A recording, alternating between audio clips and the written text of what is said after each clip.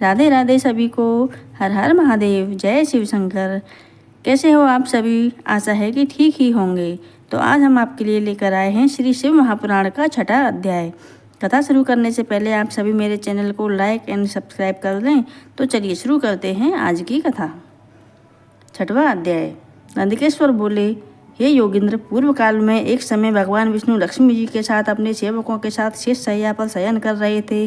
वहां ब्रह्मा जी अकस्मात आ गए और उन्होंने कमल नयन श्याम सुंदर से कहा कि तुम मुझको देखकर भी अभिमानी पुरुष के समान सो रहे हो।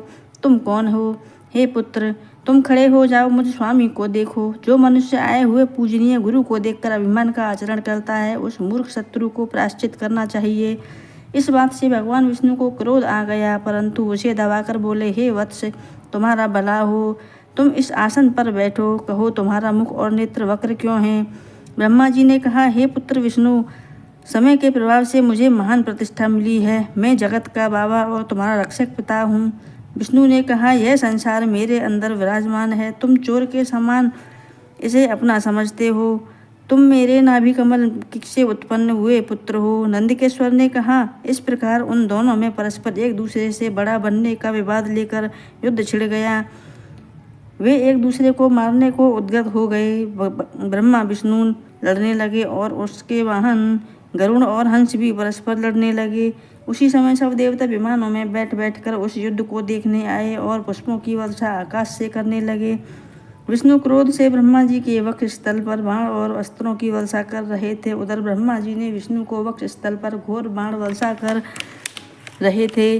दोनों का भयंकर युद्ध देखकर देवता घबरा गए और तब विष्णु भगवान अधिक क्रोध हो ब्रह्मा के ऊपर महेश्वर अस्त्र फेंकने को उद्यत हुए। उधर ब्रह्मा जी ने भी संसार को कांपते हुए पशुपात अस्त्र शस्त्र के वक्ष स्थल पर फेंकने को उठाया।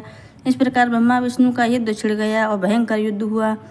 उस देवता बड़े दुखी हुए और बोले, आप दोनों अराजकता को जन्म दे रहे हैं। जिस शंकर की रचना, रक्षा, नाश, तिरोभाव और अनुग्रह उत्पन्न होते हैं, उनके अनुग्रह के बिना तिनके का भी नाश नहीं हो सकता। इस प्रकार सोचते सोचते भयभीत देवता कैलाश शिखर पर पहुँचे। शिव के चारों तरफ गढ़ खड़े हुए सेवा कर रहे थे। स्त्रियां पंखा झल रही थीं।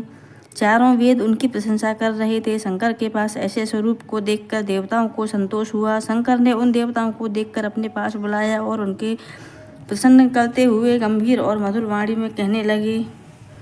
तो उन्होंने क्या कहा था, ये हम आगे की कथा में सुनेंगे। तो इसी के साथ समाप्त होता है हमारा 6ठा अध्याय। तो आज की हमारी कथा आपको कैसी लगी, प्लीज़ कमेंट बॉक्स में कमेंट करके बताएं।